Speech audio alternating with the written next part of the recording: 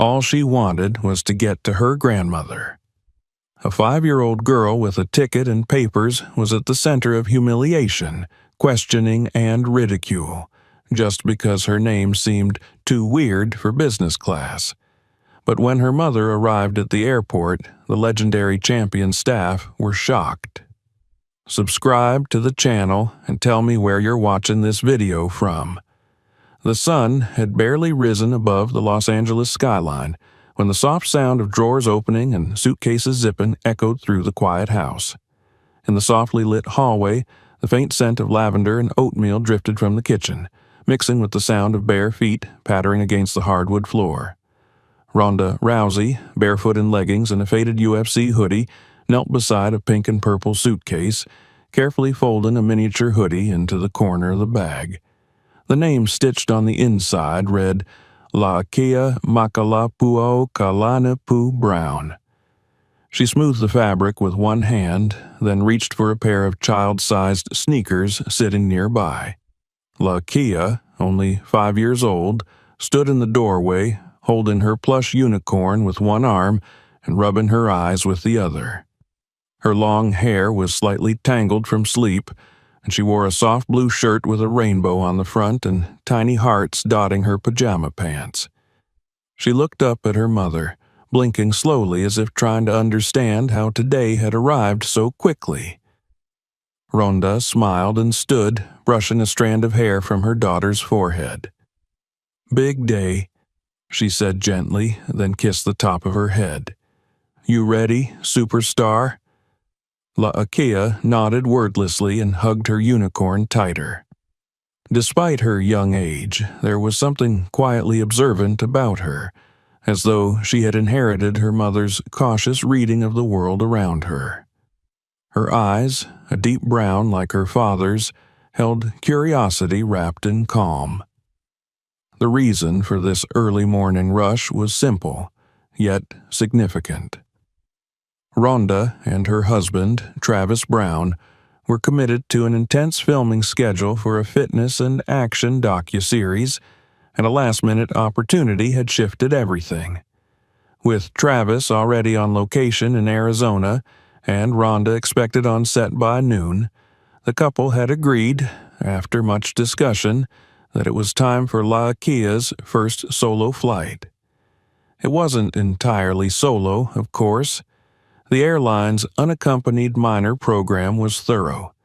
A designated airline representative would escort La'akea through every step of the process: check-in, security, boarding, and disembarkation. Her grandmother would meet her at the gate in Seattle. Every precaution had been taken. Her seat in business class had been booked with priority clearance.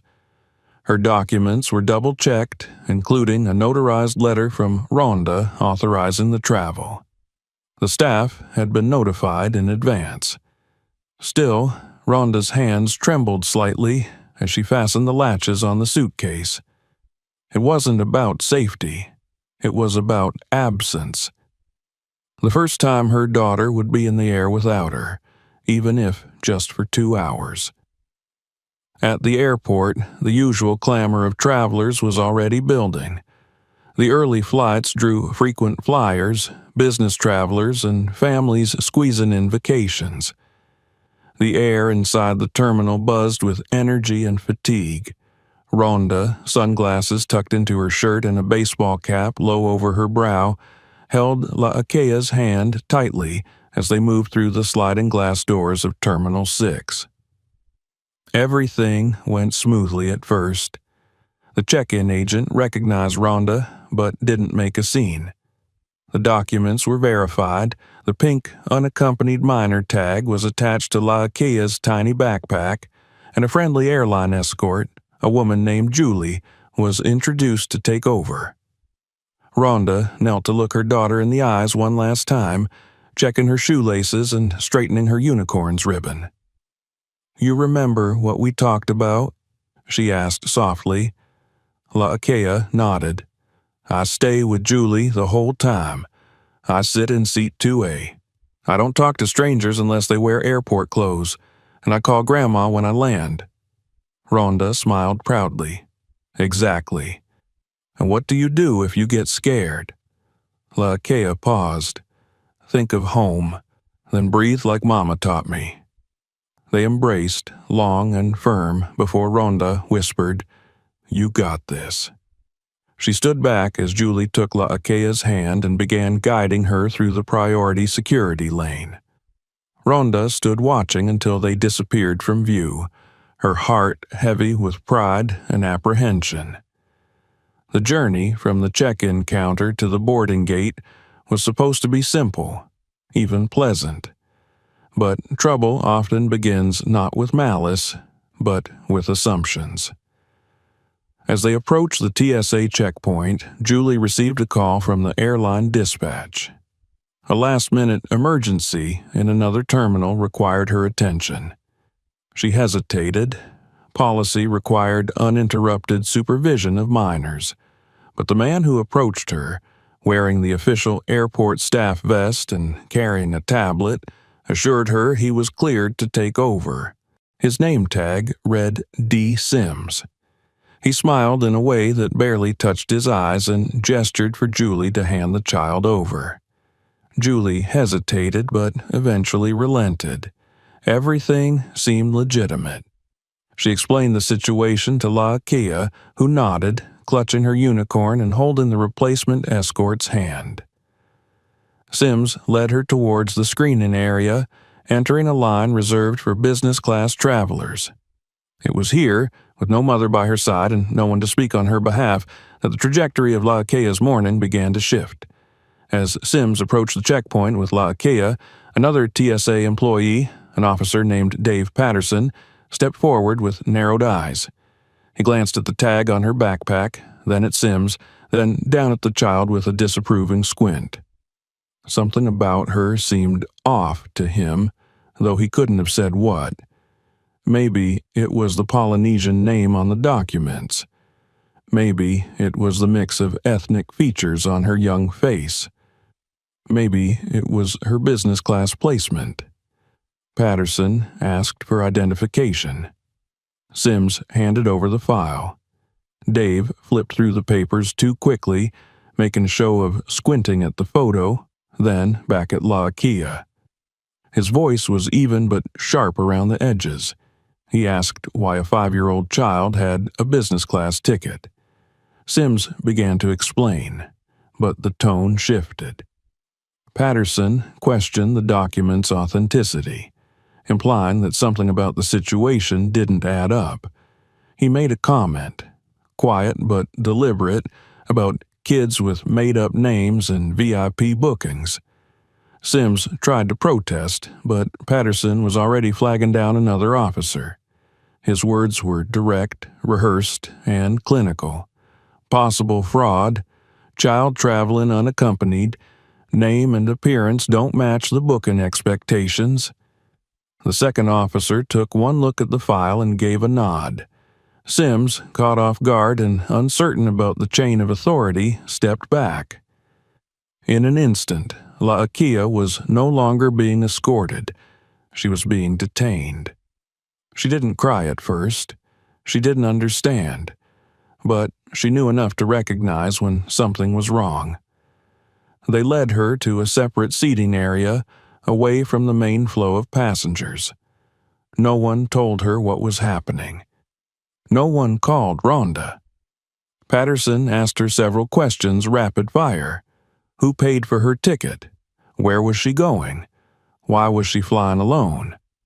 What did her name mean? She answered quietly, clutching her unicorn tighter with every word. The officers were not cruel, but they were dismissive, uninterested in the humanity behind her soft voice and wide eyes. One asked why her parents hadn't given her a normal name. Another asked why the mother's name on the form didn't match the credit card record. They couldn't verify the payment. Laakea's world, once filled with certainty and structure, became a blur of strange faces and suspicious glances. Her backpack was taken for inspection.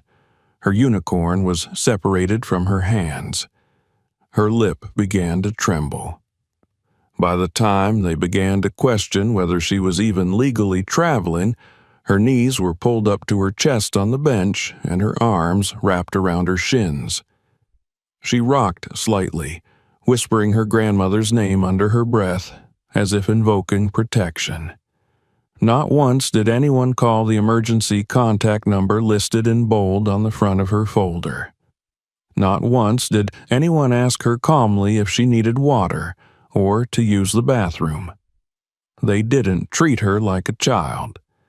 They treated her like a threat too small to understand her own danger. And all of this happened under the glow of fluorescent lights and the dispassionate gaze of people who passed by without stopping. For them, she was a moment of curiosity, a tiny girl in the wrong place at the wrong time, surrounded by uniforms. And she was alone. But not for long. The hands of the terminal clock ticked forward, minute by minute, until Ronda Rousey's phone buzzed in the back pocket of her jeans. The message she received was simple. Delay. Escort changed. Situation unclear. Please contact Gate 2. The muscles in her neck tensed before her brain fully processed the words. She turned without thinking, feet already in motion, because when the world questioned her daughter's place in it, the mother who'd once fought in cages and arenas knew exactly how to respond, not with fists, but with the force of truth and the fire of unshakable love. And while Laakea sat trembling in that too-cold room, clutching her breath and trying not to cry, her mother was already on her way, ready to burn the whole system down if that's what it took to get her child back. The fluorescent lights above flickered slightly as if responding to the shift in atmosphere.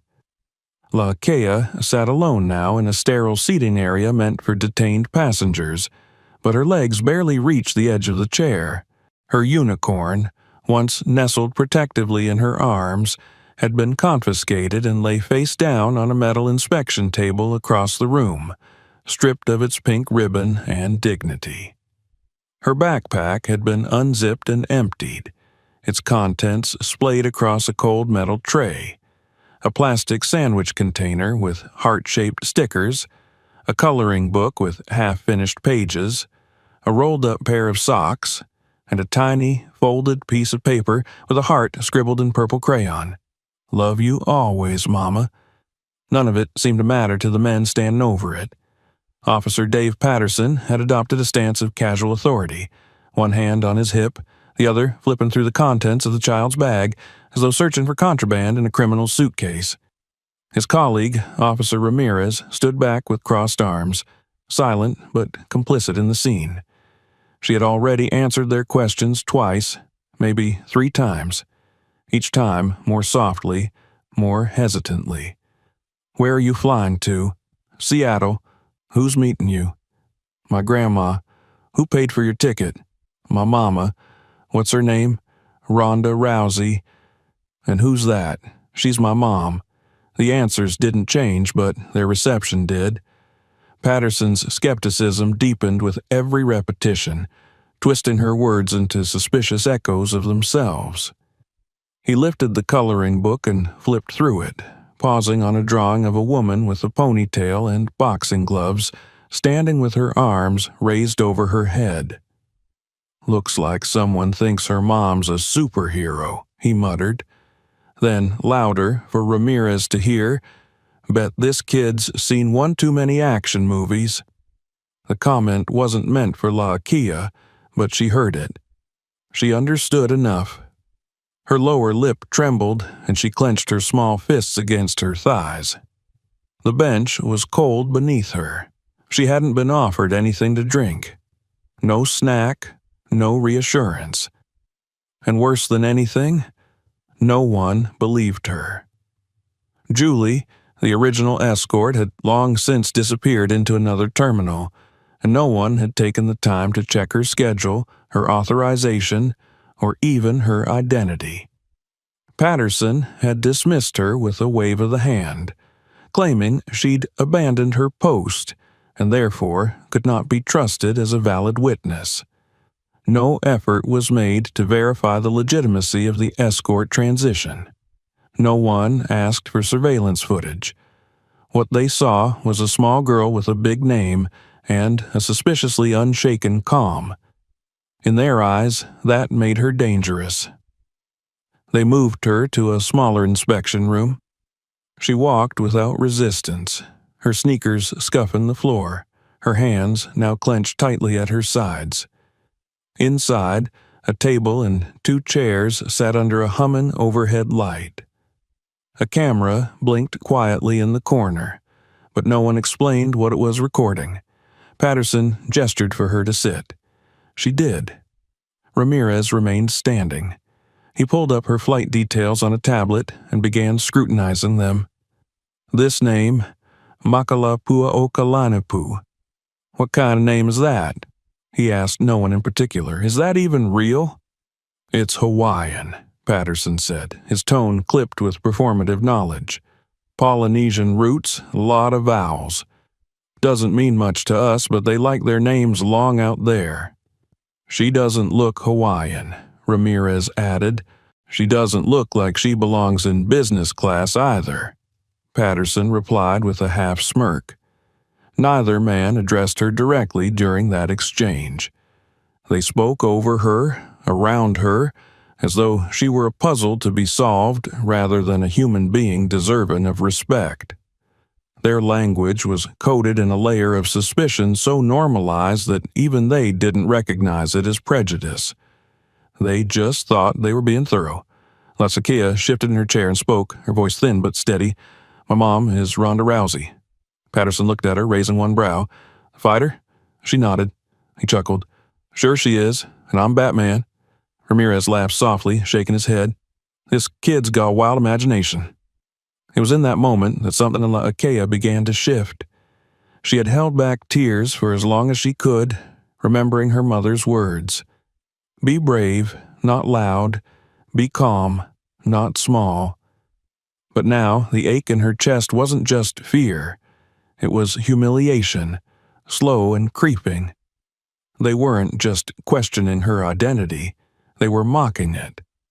And with each smirk, each dismissive wave of the hand, each sideways glance, they reminded her that in their eyes, her name, her skin, her story didn't belong where she stood. Patterson picked up the small piece of paper from her backpack, the crayon note, and held it between 2 fingers. And what's this supposed to be? Laakea reached out instinctively. Please, that's from Mama. He didn't return it.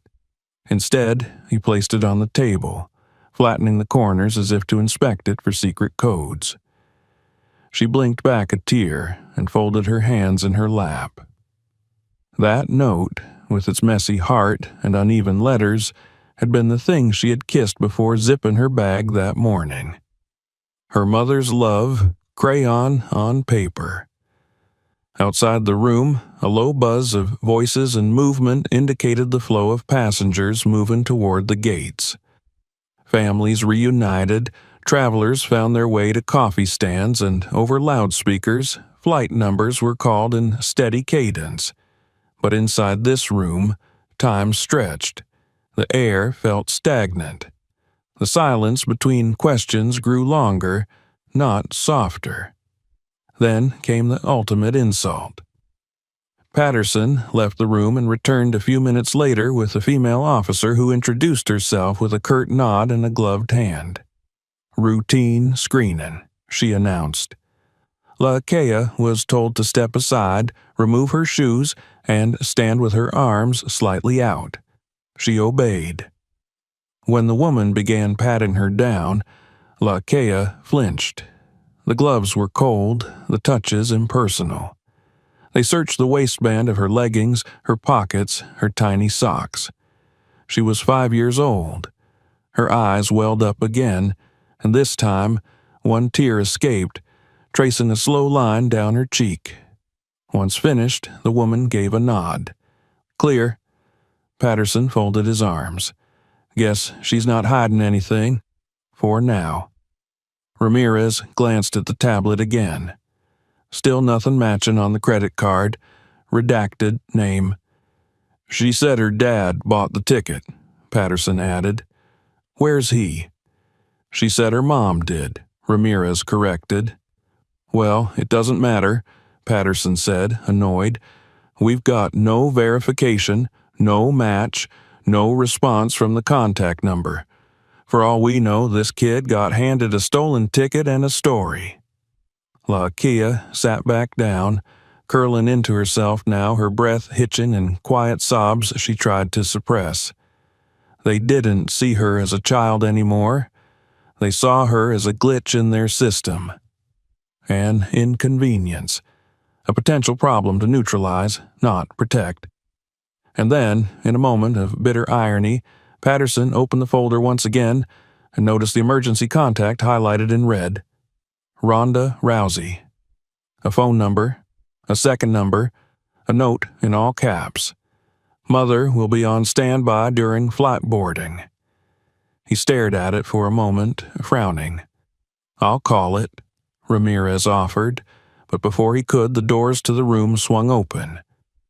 Julie had returned, red-faced, breathless, and furious.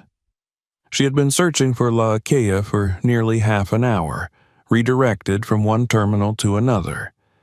When she finally found out where the child had been taken, she demanded access and barreled through 2 security agents to get there. What is going on here? She snapped. Patterson straightened, surprised. She's 5, Julie shouted, pointing at LaKia, who had sat up straight at the sight of her original escort. She's 5 years old.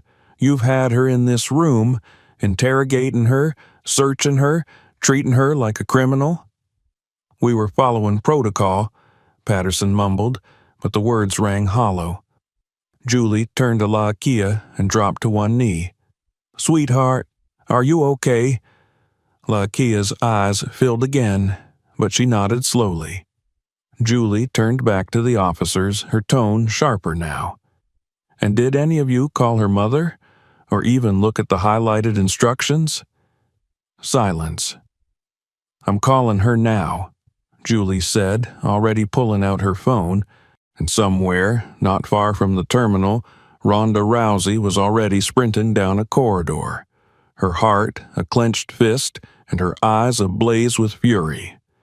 By the time the call connected, she was less than 10 minutes away. 10 minutes from the room where her daughter sat, shoes off, cheeks tear-streaked, and dignity in pieces. 10 minutes from the officers who would soon learn that not every child is defenseless, especially when her mother has trained her whole life to break walls, rules, and bones if necessary. 10 minutes. It would be the longest 10 minutes of their careers. The airport corridors hummed with the steady rhythm of commerce and transit, of people moving with luggage in tow and destination on their minds, blissfully unaware that in a corner behind the bustle, a storm was quietly taking form. Inside the small holding room, the air had grown stale, the light too bright, the silence too thick. LaKia sat with her hands curled tightly into the sleeves of her hoodie, her back pressed against the plastic chair that creaked every time she shifted. Her legs dangled above the tiled floor, swinging slightly, a nervous rhythm her body created to distract itself from the humiliation lodged deep in her chest. Julie sat beside her now, her presence a small island of safety in the sterile discomfort of the room. She had tried to regain control of the situation, tried to assert her authority as the designated airline escort, but the damage had already been done. The officers hadn't apologized. They hadn't even acknowledged their overreach. Julie's arrival had simply prompted them to pause their interrogation and retreat behind protocol, leaving her to monitor the child while they reviewed the case with supervisors. In truth, they were buying time. The moment had become bigger than they anticipated. A phone call had already gone out. Julie had dialed Ronda's number with shaking fingers, her voice tight with anger as she summarized what had happened. There had been no yelling from the other end, no questions, no confusion, only a quiet, measured promise. "I'm coming." And Julie had believed her. She had seen something in the way Laakea held herself, even at 5 years old. There was steel in her spine. That kind of strength was born, not taught, and it had Ronda Rousey's name written all over it. But while Julie sat with Laakea, brushing strands of hair gently out of the girl's face and whispering reassurances, Officer Patterson was across the terminal, explaining the situation to his supervisor in tones designed to obscure rather than clarify. He used words like suspicious, inconsistent, possible falsification, and unverified travel status. His language was technical, detached. The girl's age, her distress, her innocence, all flattened beneath a mountain of bureaucratic phrasing. The supervisor, a thin man named Charles Inman with neatly combed gray hair and a fondness for the rules, frowned at the report. "And you say the name on the booking is Makalapuaokalanipu Brown?" Charles asked, scrolling through the notes on a screen. "Yes," Patterson said. "Booked in business class. Paid for with a redacted card. Name on the ID is long and odd. Doesn't match any frequent flyer records. Claimed her mother's Ronda Rousey, but there's no official record of that connection in our system." "Did you check emergency contact notes?" "It was there," Patterson admitted, "but it could be anyone using that name. We have to be cautious. People name-drop celebrities all the time." Charles rubbed his temples. "And you say the original escort left her with someone else?" "She handed her off to a replacement, which wasn't logged. That's another red flag." Charles sighed. "All right. For now, keep the child held until we can verify the payment method. We'll need the proof of identity beyond a handwritten note or a story about a famous mom." Meanwhile, Laakea remained unaware of these discussions. Her focus stayed fixed on her backpack, which had been placed on the table again, its contents only partially restored. Her unicorn was still missing a leg. The crayon note from her mother now had a smudge across the heart, and the rolled-up socks were no longer bundled the way she liked them. These tiny violations sat in the open like symbols of a dignity she couldn't defend. She didn't have the words. She only had the quiet ache of knowing she had been treated like she didn't belong. Julie noticed the shift in the child's posture. The swing of her feet had stopped. Her hands were clenched together, her lips pressed into a line. The silence wasn't passive anymore. It was protective. "I called your mom," Julie whispered gently. "She's coming, okay? She's almost here." Laakea didn't speak, but she gave a small nod. At that moment, outside the security zone, Ronda Rousey walked through the terminal with a pace that dared anyone to get in her way. Her face was bare. No makeup, no smile, and her eyes were laser-focused. She moved like someone who had trained her whole life to control fury and now allowed just enough of it to slip through the cracks. Her hands were steady, but her jaw clenched with every breath. She had left her car in a fire lane, ignored the shouted warnings of attendants, and bypassed every distraction that tried to slow her down. She reached the first checkpoint and showed her ID with one hand while dialing Julie with the other. When she got the room number, she didn't wait for directions. The airport staff barely had time to process who she was before she disappeared down the corridor.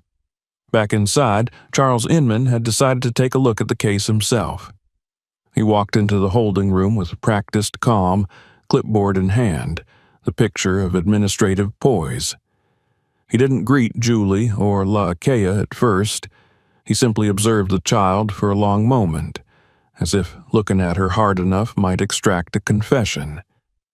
Then he took a seat and opened the folder in front of him. "We've had some concerns regarding your travel arrangements," he began, speaking slowly as if Laakea's age made her a liability in comprehension. "The ticket purchased under your name has a few irregularities. Business class is not typical for unaccompanied minors unless under special circumstance, and your listed guardian is not present. Your mother's name, as you've stated, is Ronda Rousey.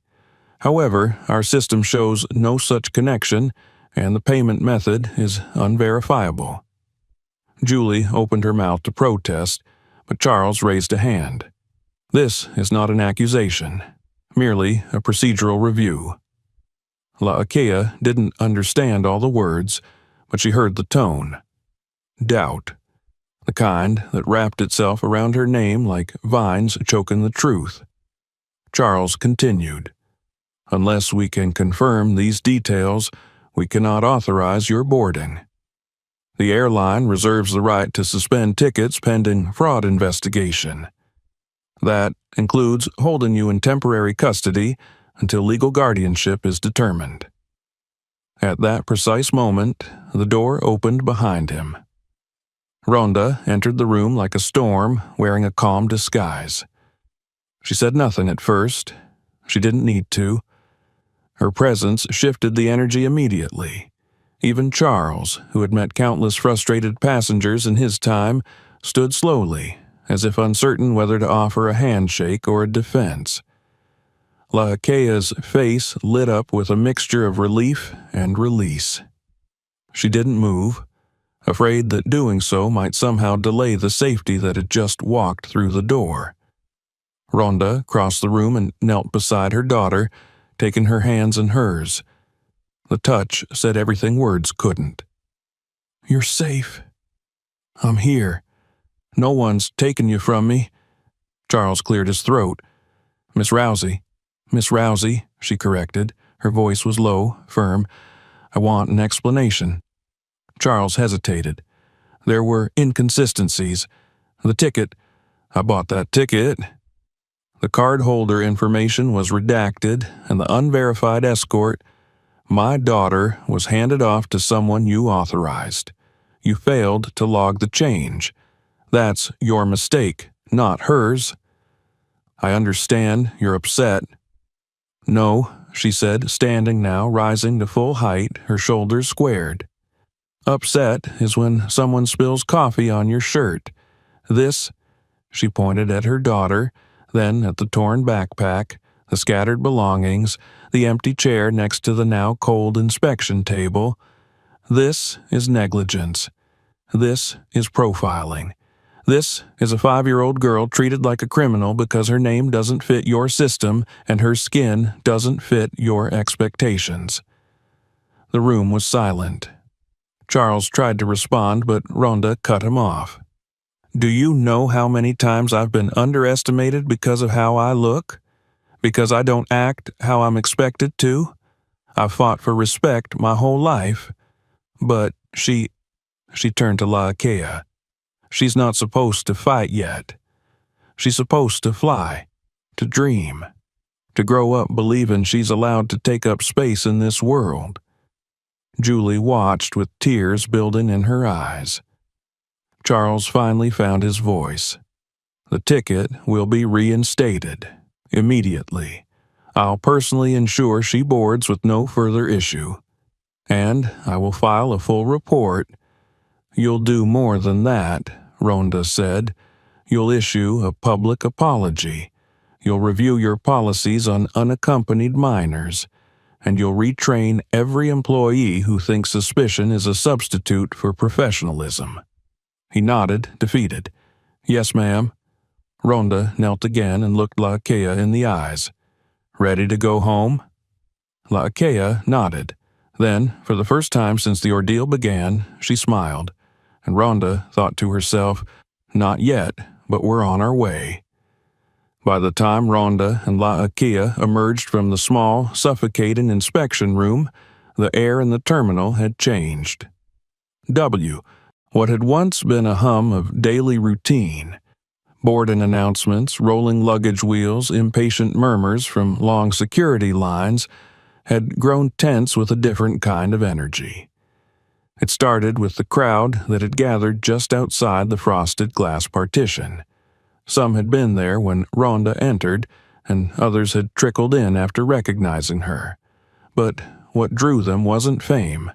It was presence. That unmistakable pressure in the air that came with someone refusing to be silent. Phones had risen like sunflowers to light, not in celebration, but in instinct. The way people film car crashes or sudden fights in public, they had recorded her not because they admired her, but because they sensed something about to break. And something had. It wasn't just the confrontation in the back room that had been caught on video. A teenage traveler, seated near the holding area charging her phone, had captured footage of La Akia being led by the wrist toward security. The footage showed her pink backpack dangling off one shoulder, her unicorn under one arm, her head bowed not in guilt but confusion. Another clip showed her sitting silently, staring at the ground while two officers stood over her. The third video, the one that would later lead the headlines, began just as Ronda's voice, steady and full of measured rage, rang out. "This is a 5-year-old girl treated like a criminal because her name doesn't fit your system." The clips spread fast.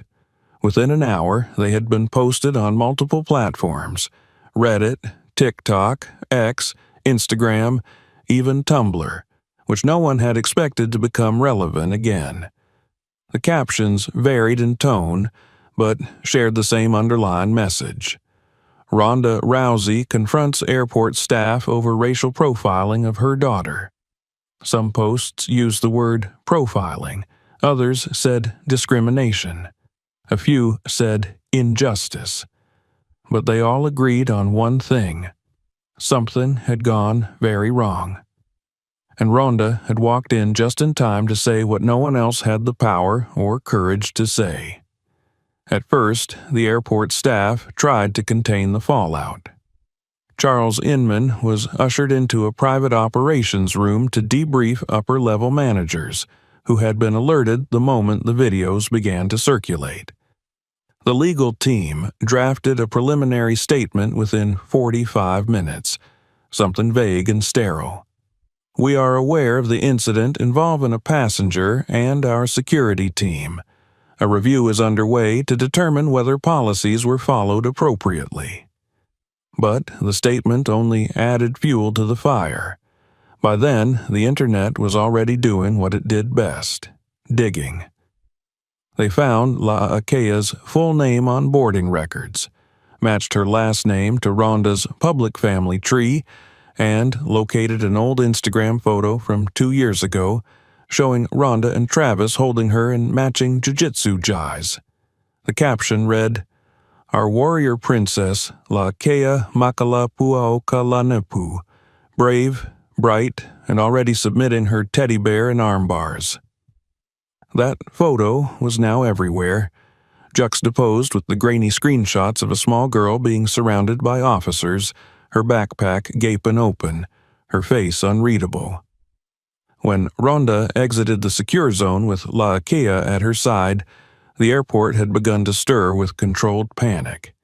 Staff whispered into walkie-talkies. Agents stared at screens, not flight manifests but trending dashboards.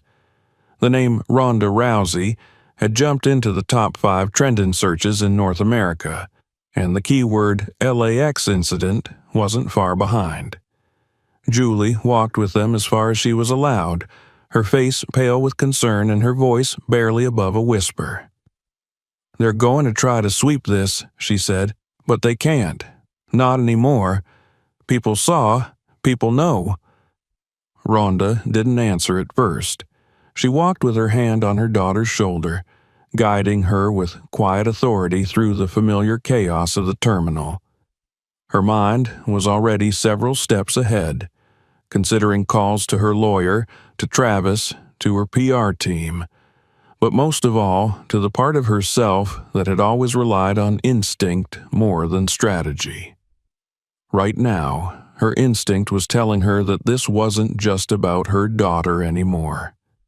This was about every child whose name was questioned, whose seat was challenged, whose right to exist in a space of dignity was stolen by someone who mistook control for judgment. At the gate, a supervisor who hadn't been there earlier approached them with the cautious posture of someone trained to apologize professionally. He had a soft voice, a laminated name tag, and a deeply uncomfortable expression. "Miss Rousey," he began, "your daughter's ticket has been reinstated. The boarding gate has been notified. She will receive priority clearance, and we've added her to our child companion watch list. Additionally, we'd like to offer—" "I'm flying with her," Ronda said flatly. I understand. We can put us together," she said. "Whatever seat, doesn't matter." The supervisor nodded and typed something into his handheld device.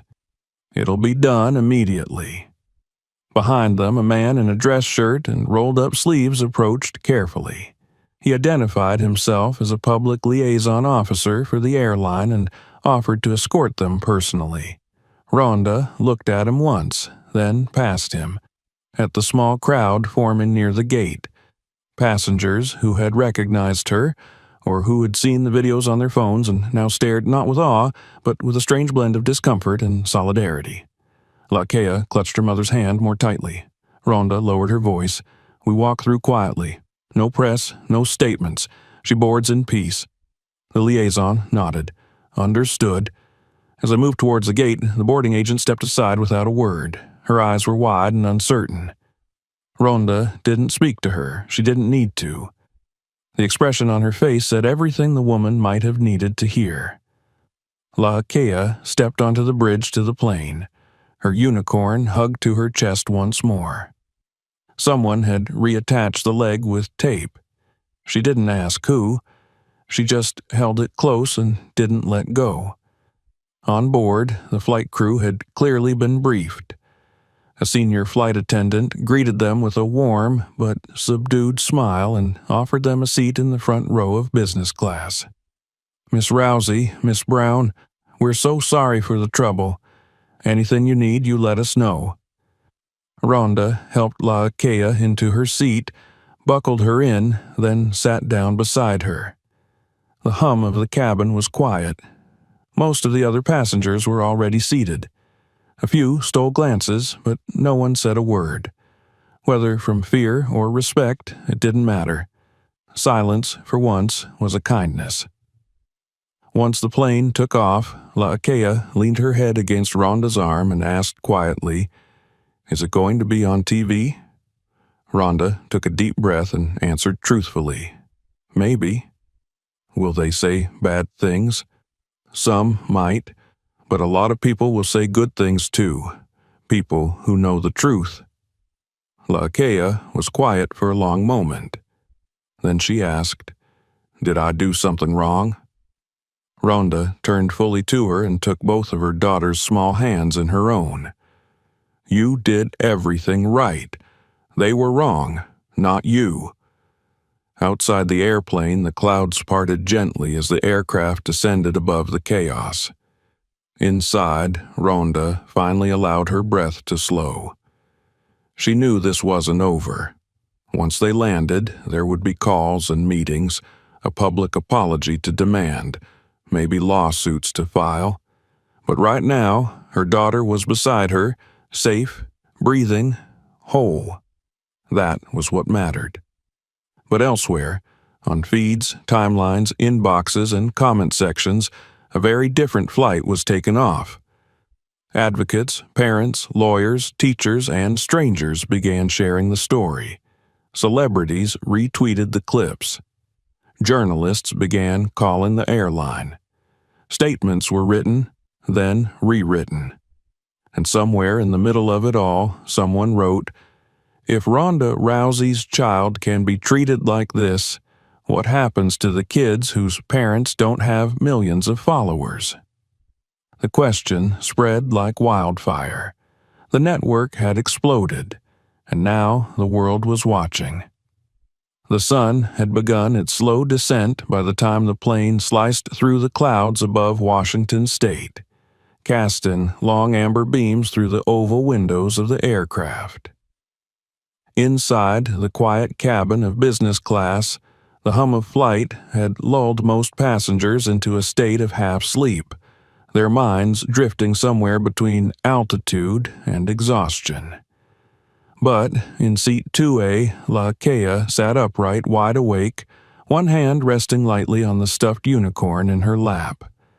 A thin strip of adhesive tape bound the toy's hind leg, still fragile from its recent injury. Her other hand, smaller than the headset she refused to wear, was tucked under the blanket that had been carefully wrapped around her by the flight attendant earlier in the flight. Beside her, Ronda watched her daughter with quiet intensity. She had not closed her eyes once since the plane had taken off from LAX.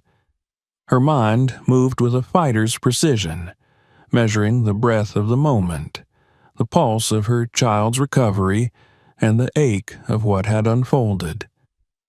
Every detail of the day lingered in her body like bruises after a fight. The dismissal, the suspicion, the language that reduced her daughter's presence to a problem, a policy violation, a thing to be fixed rather than a person to be respected. Ronda had traveled countless times in her life. She had boarded planes bruised, boarded planes as a champion, boarded planes to fight and to mourn. But never had she boarded a plane carrying so much quiet fury. Not even her fiercest opponents had stirred in her what that room back at the airport had. Seeing her 5-year-old daughter stared at like she was less than whole, less than safe, less than real. La Kea didn't speak much after takeoff, but she had held her mother's hand with quiet persistence, as if making sure Ronda wouldn't disappear too. When the plane reached cruising altitude and the seatbelt sign dimmed, the first-class attendant had offered drinks and snacks, all declined except for apple juice and a small bag of pretzels that now sat unopened on the tray table. There was a moment, halfway through the flight, when La Kea shifted slightly and pulled the small note card from her backpack. The heart, drawn in purple crayon, still smudged from earlier. She held it up as if to inspect whether love could really be bent or bruised without breaking. She didn't say anything, but her thumb ran gently over the shape. Then, without a word, she tucked it back into the sleeve of her unicorn's ribbon like a secret being returned to its hiding place. Ronda's voice, when it came, was quiet but firm. "Let me see your hands." La Kea hesitated but unwrapped them from the blanket. Thin red marks still trailed along the insides of her palms and wrists from the security search. Nothing deep, but enough to burn like insults that no one saw. Ronda reached into the side pocket of her jacket and pulled out the same travel-sized first aid kit she carried to every tournament. She dabbed gently at the scratches with a disinfecting wipe, her movements slow and steady. La Kea didn't flinch. "I should have gotten there sooner," Ronda murmured. "I should have stopped it before it got that far." "You came," La Kea said softly. "That's what matters." Her voice carried the kind of certainty that only children possess, an unconditional belief in the people they love, even when the world proves complicated and unkind. Ronda smiled faintly and kissed the back of her daughter's hand. "You know," she said after a pause, "when I was your age, I used to think people like that couldn't hurt me. I thought if I trained hard enough, won enough, made a name for myself, they'd have to respect me. But it doesn't always work that way. Some people don't listen until you force them to." La Kea nodded. "Like when you fight." "Sometimes," Ronda said, "but sometimes fighting isn't about fists. It's about standing still. It's about saying no. It's about holding your ground when someone tries to erase your name." The girl was silent for a while, staring out the window at the shifting light that painted the clouds gold. Her reflection blinked back at her in the glass, thoughtful and tired. "Is it okay to be mad?" she asked finally. "Yes," Ronda answered. "It's okay to be mad. You're allowed to feel everything. What happened to you was wrong. And when something's wrong, feeling mad means you know it in your bones." Laakea thought about this for a long moment. Then she looked down at the unicorn's taped leg again. "Can we get her fixed?" "We can," Ronda said, "but we'll keep the tape for now. A reminder." "Of what?" "That even broken things are still yours. That when people try to take your story from you, you don't have to let them." The words settled over the space between them like a soft blanket. Laakea nodded and reached for the apple juice, taking a careful sip. As the plane began its slow descent into Seattle, the flight attendant returned to their row and handed Ronda a small folded piece of paper. "Ma'am, this was printed from the gate. It's the airline's formal apology. They said to give it to you personally." Ronda took it, unfolded it once, and read the brief, calculated paragraphs. It was polite, almost sterile. There was an acknowledgement of the delay, an expression of regret, and a vague commitment to future review. It was the kind of statement that said little but suggested much, carefully worded to avoid admission of wrongdoing. She folded it again without a word and slipped it into her bag. At baggage claim, they were greeted not only by Laakea's grandmother, but by a growing number of journalists and curious bystanders who had tracked the flight's arrival online. The airport staff had set up barriers, but the perimeter was loose.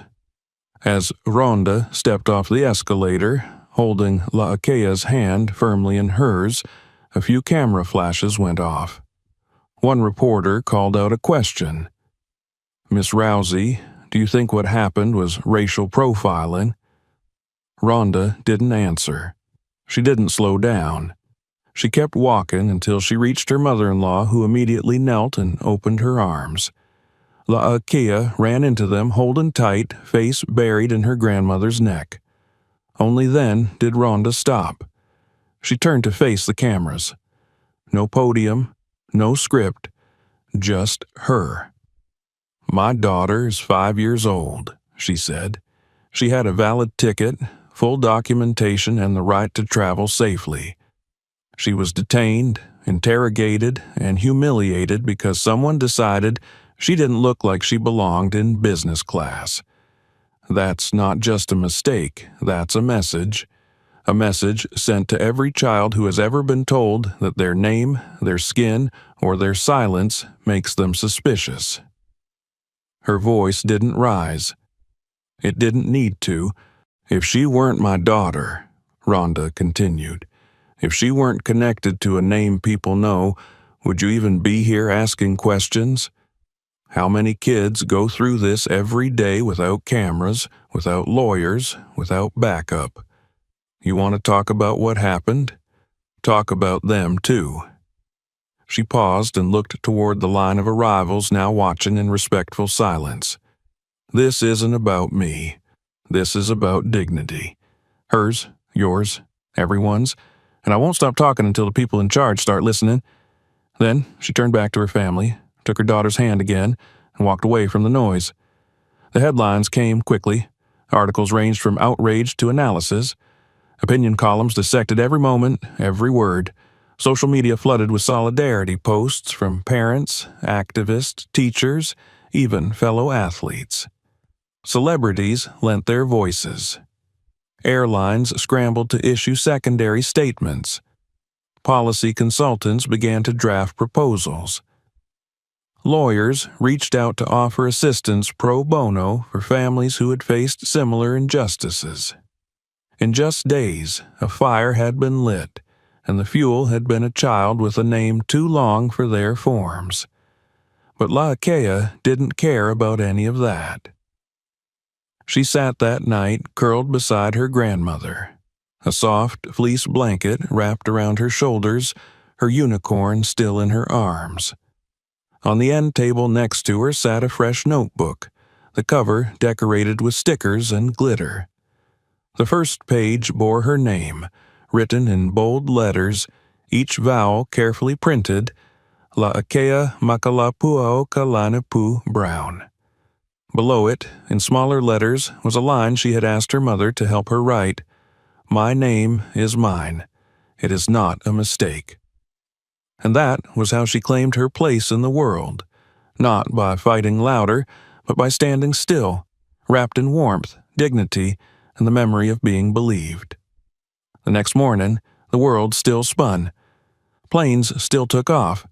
Security lines still crawled forward, but somewhere in the system, a ripple remained.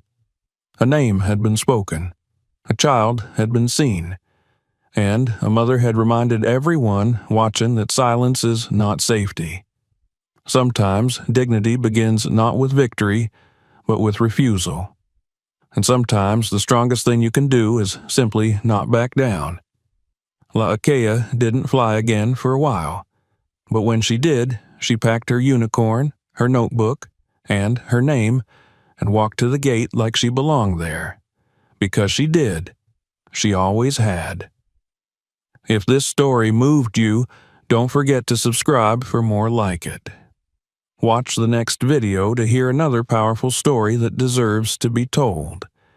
And if you think someone needs to see this, share it. It might matter more than you know.